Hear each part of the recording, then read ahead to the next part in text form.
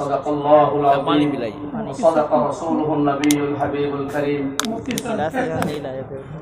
दोस्तों আমি তোরা রুটিন আপনার করি আলহামদুলিল্লাহ এখন 7:30 হয়েছে এখন আমরা সামনে আল জামিয়াতুল আরবিয়াতুল ইসলামিয়া বদরপুরের মুহাদ্দিস তাই মূলত ও মুদরসার মুহাদ্দিস আছেন এখান তার নিজের মুফতি মাওলানা আব্দুল বাসিত সাহেবের বয়ান করেন তান বয়ানের বাদে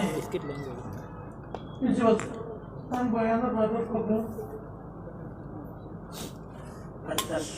পরে একটা এশার আজান হইব 8টার সময় এশার জামাতে নামাজ হইব আমি মাঝখানে তোলা মুদরসার লাগি আলোচনা কর্ম রুটিন রাখা এরপরে আপনারা ইতমিনানে বইবা 8টা এশার নামাজ শেষ হইলে 8টার সময় আপনারা মুদরসার থেকে যে মৌলানা হইয়া আলিম হইয়া 18 জন তালবা ফারিগ হইলা তারারে পাগড়ি দেওয়া হইব স্টেজ আপনারা দুরূদ শরীফ আমরা দুরূদ শরীফ পড়ি দেখব 6 জন হাফিজ সাহেব মৌলানা জহিরুদ্দিন লস্কর হাফিজি ও কারিয়ানা মাদ্রাসা থেকে পুরা হাফিজ হইছেন তান্তানদেও পাগড়ি দেওয়া হইব এর বাদে ও স্টেজ আপনারা হকলার বরকত আমরা হকলে বরকত পাওয়ার লাগি বুখারী শরীফের শেষ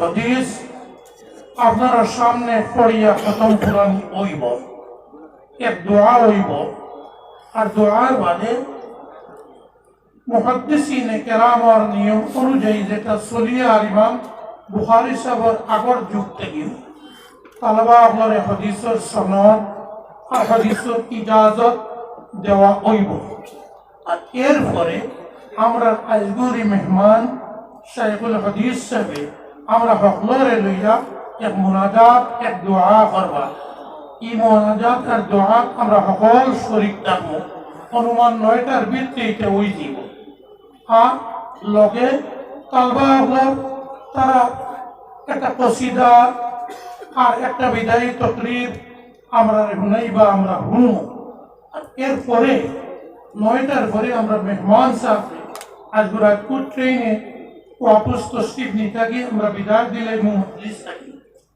তবে মেহমানদারি করে বিদায় দিলেই বা আমি আপনাদের সামনে ওয়াজ থাকবো এরপরে আপনারা উপরে নির্ভর করব প্রোগ্রাম দেওয়া 10টা পর্যন্ত কিন্তু আমরা সামনে কত বালা বালা ওয়াইজ হল থাকছেন মুফতি মাহবুব আলম কাসিমি সাহেব থাকছেন মৌলানা মুফতি তাহিরুল হক মৌলানা মুফতি আব্দুল বাসিত সাহেব যদিও এখন মুখতসর তকরির করবা আমরা কইলে বাদে আবার তফসিলি লম্বা তকরির করবা মৌলানা তাহিরুল হক সাহেব বাকি রইছেন আই গেছেন আপনারা যত সময় সহ্য করবা 10টা শেষ আপনারা চাইলে 10:30 11টা আজ ভাই এমন রাত নাই কত সময় বয়ান করবে মৌলানা ইমাদউদ্দিন সাহেব হাবিবুল্লাহ সাহেব এইটাই আইসেন এন্টানোর বয়ান আপনারা এন্টানোর বয়ান শোনা পর্যন্ত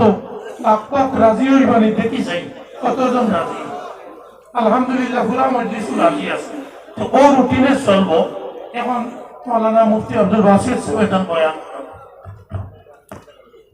মুহতারাম ও মুকাররম আজকে এই পবিত্র মাহফিলের সভাপতি সাহেব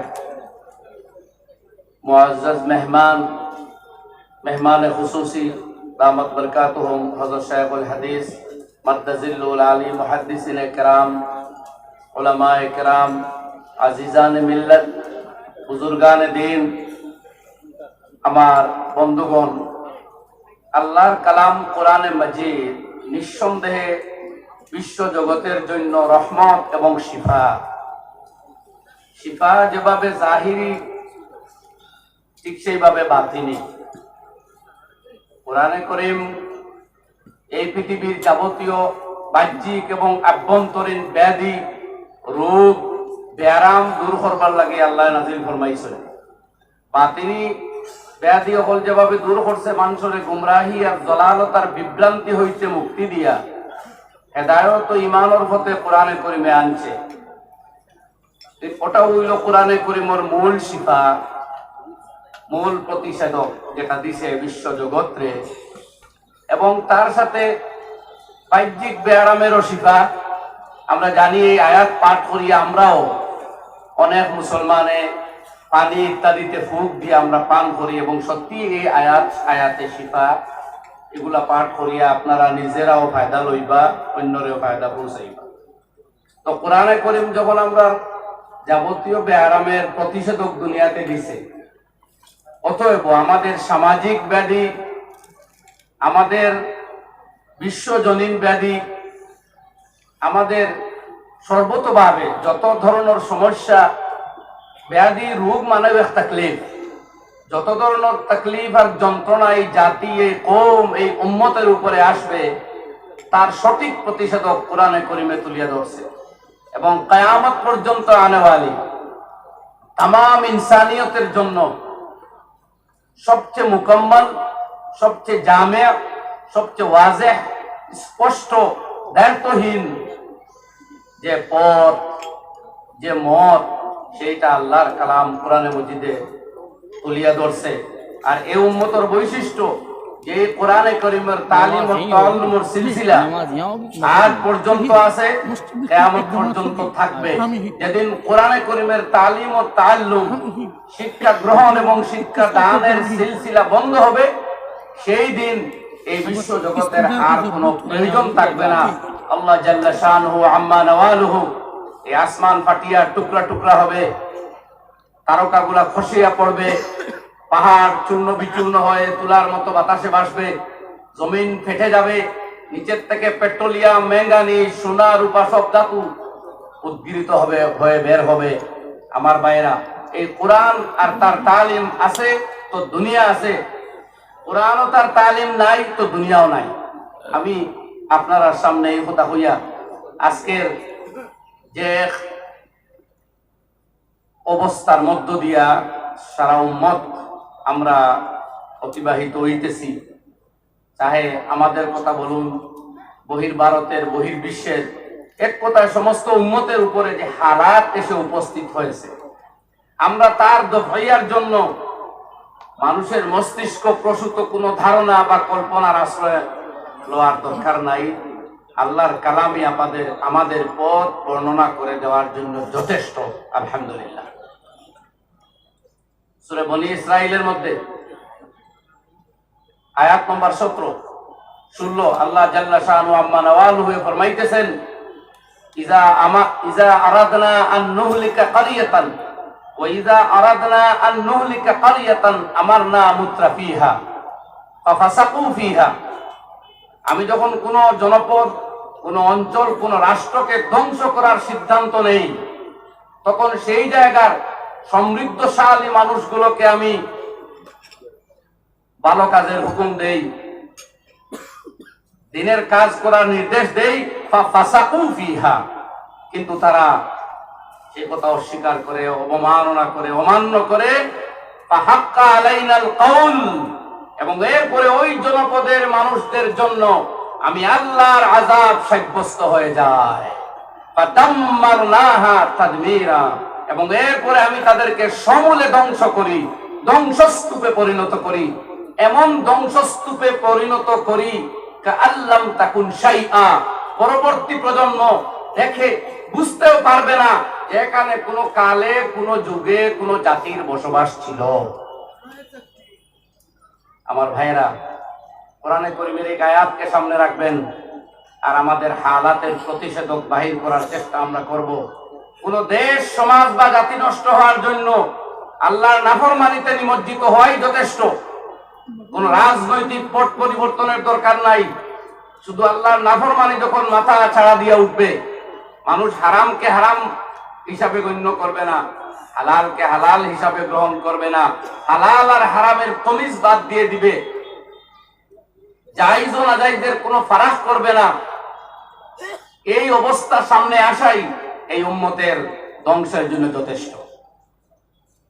সুতরাং এই ধ্বংসস্তূপ আল্লাহর ফায়সালা যখন আসমানে হয়ে যাবে কাহারও ধ্বংসের জন্য, দুনিয়ার কোনো তাকত নেই, দুনিয়ার কোন রাষ্ট্র, কোন শক্তি, কোন ব্যক্তি নেই যে ওদের উপরের আযাব টলাতে পারবে, সরাতে পারবে, দূর করতে পারবে।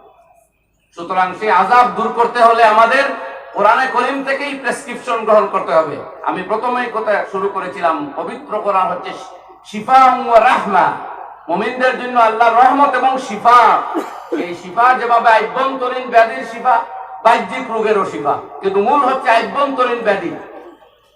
এই আমাদের আভ্যন্তরীণ যে সমস্ত ব্যাধি, হারাম, নাজায়েজ, শরীয়ত বিরোধী বিভিন্ন কর্মকাণ্ডে আমরা লিপ্ত আছি, কে কোন গুনাতে আছি অনেকটা আমরাই বুঝতেছি।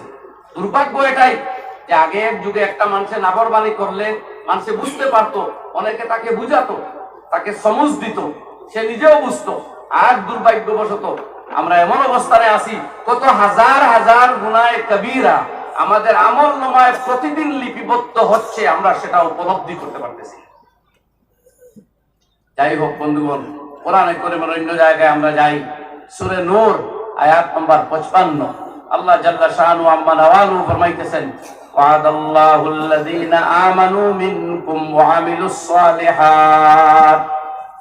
আল্লাহর ওয়াদা, আল্লাহর প্রতিশ্রুতি, তোমাদের মধ্য হইতে যারা ঈমান আনবে আর সৎ কাজে আত্মনিয়োগ করবে, সৎ কর্ম করবে, লা ইয়াস্তাখলিফান্নাহুম ফিল আরদি কামা ইস্তাখলাফাল লাযীনা মিন ক্বাবলিহিম। আমি জমিনের আধিপত্য তাদেরকে দান করব। আমি আল্লাহ তাদেরকে জমিনের এই ভূপৃষ্ঠের আধিপত্য দান করব, যেমন ভাবে তাদের আগেকার লোকদের আমি এই জমিনের আধিপত্য দিয়েছিলাম।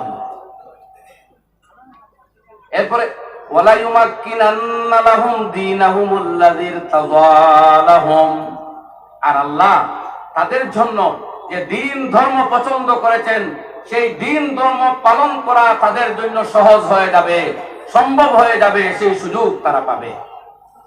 ওয়ালা ইউবাদদিলান্নাহুম মিন বাদি খাউফিহিম আমনা, আর আমি তাদের ভয় ভীতিকে দূর করে নিরাপদ জীবন যাপনের ব্যবস্থা করে দিব আমি আল্লাহ। এই ওয়াদা আল্লাহ। আল্লাহ রাব্বুল আলামিনের পরে বলেন, ইয়াবুদুনানি ওয়া লা ইউশরিকুনা বি শাইআ, তারা আমার গোলামি করবে, আমার সাথে কাউকে শরীক করবে না। এরপরে আর আয়াতে আল্লাহ রাব্বুল আলামিন ফরমাইতেছেন, লা তাহসাবান্নাল্লাযীনা কাফারু মুজিদিনা ফিল আরদ, যারা আমাকে অস্বীকার করে, আল্লাহ রাব্বুল আলামিনের ওয়াহদানিয়তকে অস্বীকার করে, তাদেরকে তোমরা এত বেশি শক্তিশালী যে আল্লাহকেই অক্ষম করে দিবে এমনটা ভাবিও না। মাওয়াহুমুন নার, তাদের ঠিকানা দুজখ, ওয়ালা বিসাল মাসীর, এবং এটা সবচেয়ে মন্দ জায়গা। বন্ধুগণ, আমি আলোচনা লম্বা করতে যাব না, ঘড়ির দিকে আমার চোখ আছে। আলহামদুলিল্লাহ এই মুহূর্তে এই অবকাশ কম সময়ে গুরুত্বপূর্ণ প্রোগ্রাম রয়েছে। আমি এই দ্বিতীয় আয়াত, যেটা আপনাদের সামনে তৃতীয় আয়াত তিলাওয়াত করলাম, এই আয়াত থেকেই আমরা প্রেসক্রিপশন পেয়ে গেছি যে আমাদের হালাত, আমাদের অবস্থা থেকে উত্তরণের উপায় আল্লাহ রাব্বুল আলামিন কোরআনে কারীম নামক এই প্রেসক্রিপশনে, এই নুসখায়ে জিন্দেগির ভিতরে আমাদেরকে বাতলে দিয়েছেন। আমাদের সামনে স্পষ্টভাবে বলা হয়েছে, আল্লাযীনা আমানু ওয়া আমিলুস সালিহাত। আমরা আল্লাহ রাব্বুল আলামিনের উপর যে ঈমান আমরা পেয়েছি, আল্লাহ রাব্বুল আলামিন জন্মগতভাবে আমাদেরকে দিয়েছেন। সৌভাগ্য যে নাবালক সাবালক কোনো অবস্থায় আমরা কুফরি হালতে একটা মিনিটও আমাদের জীবন থেকে অতিক্রম হয় নাই, বলেন আলহামদুলিল্লাহ। যে সৌভাগ্য হযরত ওমর ইবনুল খাত্তাব রাদিয়াল্লাহু আনহুর হয়নি, তার জীবনের অনেক বছর কুফরি হালতে গিয়েছিল। আপনার আমার এই শান্তিপুর আজকে জড়ো হওয়া এই বিশাল জনগোষ্ঠী মুসলমানদের মধ্যে কোন একজন মুসলমানও এমন নাই যার জীবনে 1 মিনিট কুফরি হয়েছে। চিল্লায়ে বলেন আলহামদুলিল্লাহ। এটা কম বড় সৌভাগ্য নয়, এটা হযরত ওমর ইবনুল খাত্তাবের হয়নি, আবু উবাইদা ইবনুল জাররাহ রাদিয়াল্লাহু আনহুর হয়নি, খালিদ বিন ওয়ালিদ রাদিয়াল্লাহু আনহুর হয়নি, ওসমান ইবনে আফফান রাদিয়াল্লাহু তাআলা আনহুর হয়নি, যেটা আপনার আমার হয়েছে। কি বাকি তাদের একদিনের ইবাদত তো আপনার আমার সারা জিন্দেগির সারা ইবাদতের চাইতে উত্তম, সেটা ভিন্ন কথা। যে পয়েন্ট অফ ভিউ থেকে আমি আলোচনা করছি সেটা বলছি। আল্লাহ আপনাকে আমাকে জন্মগত ঈমান দিয়েছেন, সেই ঈমানের উপর যদি আমরা সাবিত কদম থেকে আল্লাহ রাব্বুল আলামিনের হুকুম আহকাম পালনের প্রতি হতে পারি, আর আল্লাহর নাফরমানি গুলোকে জীবন থেকে বিদায় দিয়ে দেই, তাহলে আমাদের কামিয়াবির ফয়সালা রাষ্ট্রসংঘে করতে হবে না, দুনিয়ার কোন পার্লামেন্ট অ্যাসেম্বলি করতে হবে না, আল্লাহর আসমান থেকে ফয়সালা হবে। আল্লাহুম্মা মালিকাল মুলক, হে আল্লাহ বিশ্ব জগতের রাজা, খালিকে কায়নাত, রাজাধিরাজ, দুনিয়ার রাজত্বের মালিক, তুক্তিল মুলকা মান তাশা, তুমি যাকে চাও রাজত্ব প্রদান করো। ও তানজিউল মুলকা মিম্মান তাশা, যার হাত থেকে ছিনিয়ে নিতে চাও তার হাত থেকে রাজত্ব কেড়ে নাও। ও তুইজ্জু মান তাশা, তুমি যাকে ইজ্জত দাও, তুমি যাকে চাও তাকে ইজ্জত প্রদান করো দুনিয়া এবং আখিরাতে। আর ও তুযিল্লু মান তাশা, আর যাকে চাও জলিল ও খার এবং বঞ্চিত করো দুনিয়া আখিরাতে। সুতরাং আসমান ওয়ালার কাছ থেকে আমাদের ফয়সালা বদলাতে হবে, আমাদের ভাগ্যের ফয়সালা, আমাদের নসিবের ফয়সালা। এই মাদারিসে ইসলামিয়া বলুন, আর আমাদের বর্তমান সামাজিক অবস্থার কথা বলুন, আর যে সিচুয়েশন আমার থেকে আপনারা কম উপলব্ধি করতেছেন না, নিশ্চয়ই চেয়ে বেশি করবেন, সেই সিচুয়েশনের অবস্থায় বলুন। তবে হ্যাঁ, এই সিচুয়েশন পাল্টানোর পথ এটা নয় যেটা আমরা ধরতে যাচ্ছি। পথে ঘাটে, রাস্তায়, বারান্দায় আর হোটেলে দাঁড়িয়ে সিচুয়েশন পাল্টাতে পারবেন না। সিচুয়েশন যদি পাল্টাতে হয়, গোটা অঞ্চলের কোন মসজিদে আজান হওয়ার পরে কোন নামাজি ব্যতীত, কোন মুসলমান নামাজ ব্যতীত থাকতে পারে না। কোন অঞ্চলে কোন মদ জুয়ার আড্ডা হতে পারে না, কোন মুসলমান ড্রাগস মুখে দিতে পারে না, কেউ সুদ জুয়ারি হতে পারে না, কোন অঞ্চলে কোন নাফরমানি থাকতে পারবে না। একটা একটা করে নাফরমানি গুলো আমরা বাদ দেই, আল্লাহর হুকুম আহকামকে আঁকড়ে ধরি, ইনশাআল্লাহ আল্লাহর কসম যাবতীয় সিচুয়েশনস পাল্টে যাবে, হালাত, শান্তি, চैन, সুকুন এবং নিরাপদ জীবন আসবে বলে আল্লাহর ওয়াদা। ওয়া আখিরু দাওয়ানা আলহামদুলিল্লাহি রাব্বিল আলামিন।